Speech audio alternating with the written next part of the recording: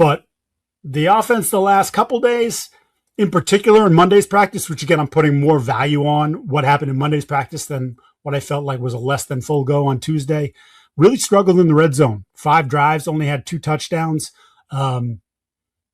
Just not as efficient as you'd like them to be, struggling a little bit against some pressure that was dialed up by the defense, not getting a ton of push in the run game, which continues to be a theme. There's been a run here or there, but again, not the consistency that you would like.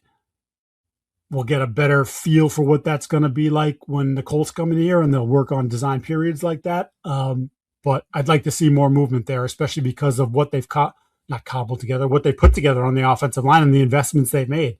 First round pick at left tackle, number 4 overall, and Will Campbell gave a good amount of money with a lot of per game bonuses to Elijah Vera Tucker. And again, I think we can all agree that that's a really good signing, assuming he stays healthy, because when he's healthy, he's been a really good player in this league. He just hasn't stayed healthy enough. Jared Wilson, still growing into that spot at center. I know it's his natural position, but didn't play a ton of games or start a ton of games at the University of Georgia. And while you certainly like the increase in size and strength there, and I think Campbell's done, by the way, a very good job of, he looks bigger to me and he looks stronger to me this year. I think some of the communication hasn't been awesome up front, especially with regards to Wilson and maybe Vera Tucker and actually Nwenu on the other side, and like got cleaned some of that stuff up. But there's a good investment made in that offensive line. I think they've got to do a better job with some of their blitz stuff here early on. And again, with the consistency in the run game. In general, though, I still feel really good about the important pieces of the offense. I just mentioned Campbell. I think it's been a really nice start to camp for him. And as I keep saying, joint practices will tell us a little bit more, especially in particular that Philadelphia one, because of the number of guys that can rush the passer on that team and the number of body types that they have that they'll send at you. It was just a couple of years ago, the lone Gerard Mayo season, and obviously before Will Campbell, but where the Eagles defense absolutely embarrassed the hell out of the Patriots. Like, it was a night and day operation. Reminded me of, I think it was about 2010 Patriots Redskins. They were the then Redskins in joint practices. That was Robert Griffin III and Kirk Cousins. There was that whole roster. I think Jay Gruden was the coach, and it was a pantsing. Maybe it was a little later. Maybe it might have been like 13, but it was just like night and day in the operations, the efficiency, and the talent. And, Patriots ran them off the field. The Eagles did that to the Patriots a couple of years ago. The Eagles are still extremely good, one of the favorites to emerge in the NFC once again. And the Patriots, certainly their odds have increased based on their season last year, but I'm really anxious for that one. I know I'm kind of looking past the Colts one, but that's a big one to me. But I do feel like the overall level of talent that the Patriots are putting on the field should create a much better environment than the one we last saw.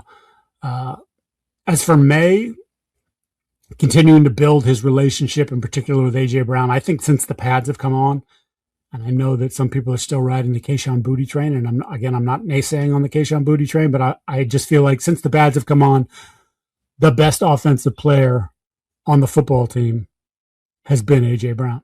I think when, maybe there's a ball here or there that you think, in a game you want him to catch that, but we're not talking about drops. We're talking about the physical contested catch stuff. Most of the stuff, again, continues to be underneath. They have the slant down, May and Brown. And to me, some people will poo-poo that. I'm excited by that because I think that's in part where Brown shines because of the physicality, his ability to make tacklers miss and get yards after the catch. I think some of that yards after catch stuff was lost the last season or two with Jalen Hurts and some of the lack of accuracy and some of the unwillingness to throw the ball over the middle of the field and do that sorts of thing. May's not going to be shy about that, and I think Brown can eat off of that. Like, to me, I'm not going to be surprised when he turns a 7-yard slant into a 45-yard gain because he breaks one tackle and busts into the secondary. Like, I just think that's what we're looking at, and the other stuff will come, but I think that's still going to be a primary focus for them more than just launching it 45 yards down the field all the time and thinking like, well, that's why we got A.J. Brown. No, you got him so that unlike Stephon Diggs, when there is the potential for yards after catch, he's getting it. And Diggs, had a couple plays. Obviously, the one in the Bills was quite notable and was, again, one of those moments, a turning point in the season or an exclamation point or, hey, these guys are actually for real and you need to take them seriously. I just think Brown's going to do a lot more of that stuff where he catches the ball underneath and then he makes defenders pay. And that will make the offense's life a hell of a lot easier. This is a scorching sports summer. You can make all your picks on Prize Picks, WNBA, and baseball. How about that trade deadline? Definitely heating up. You got a major tennis tournament on the way as well. There's no better place for all your summer picks than Prize Picks, America's #1 sports pick app. I'll explain it in case you don't know, but if you've been following the show, you do know. Statistical projections, more or less, on certain players. There's even some team stuff that you can get involved with as well on Prize Picks. You can cross sports. It's Tuesday, August 4th. That means it's Taco Tuesday, and one of my picks will be involved.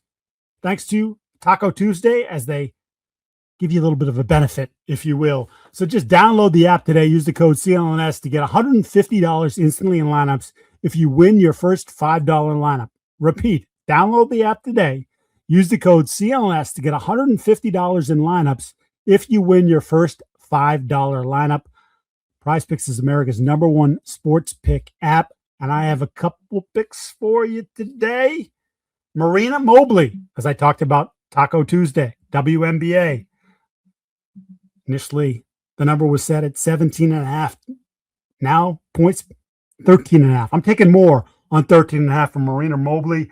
And then Patrick Sandoval, Red Sox pitchers, they return home after making all these trades, wheeling and dealing. They're riding high. Sandoval, strikeouts 5.5.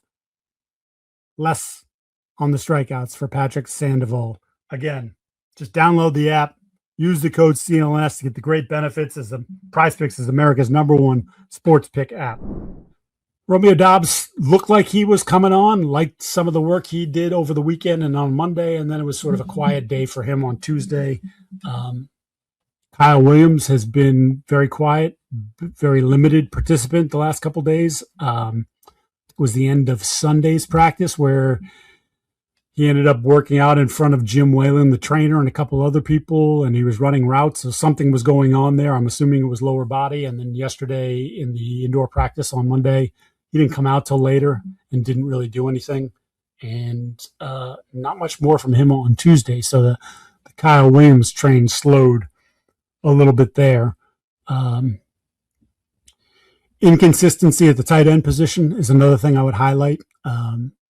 Hunter has been relatively quiet, and that's not – I've seen enough of him so far, and I've seen them grab him enough times to know that he's still getting open if he's not necessarily always getting the football.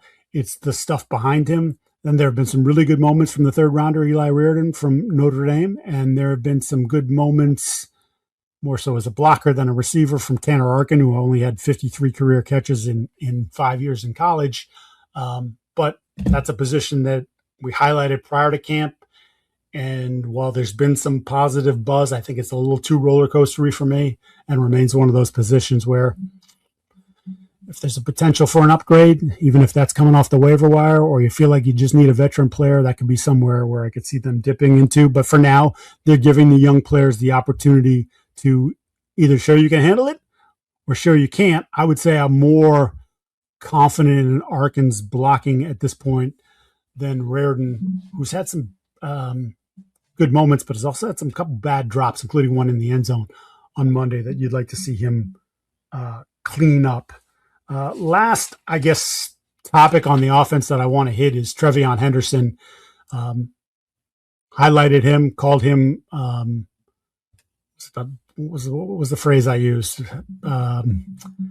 Whatever. I kind of have him a swing player. Like I had my eyes on him as the guy I would be watching most closely here coming into camp because I wanted to see if he improved. I want to see if the vision that we've talked so much about here had gotten better, and I haven't seen it yet. And we talked to Trevion after practice Tuesday. He's always a very upbeat guy. He's talking about how things are slowing down for him. He's seeing the game better.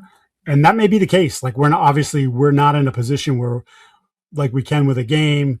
And then when you get the 20, I know people make the all 22s, but when you get that and you get that different version of it, you can see stuff that you wouldn't normally see, or certainly don't see watching live. Certainly don't see watching live from the vantage point we have at practice field, where I think there was a lane there, but I'm not positive.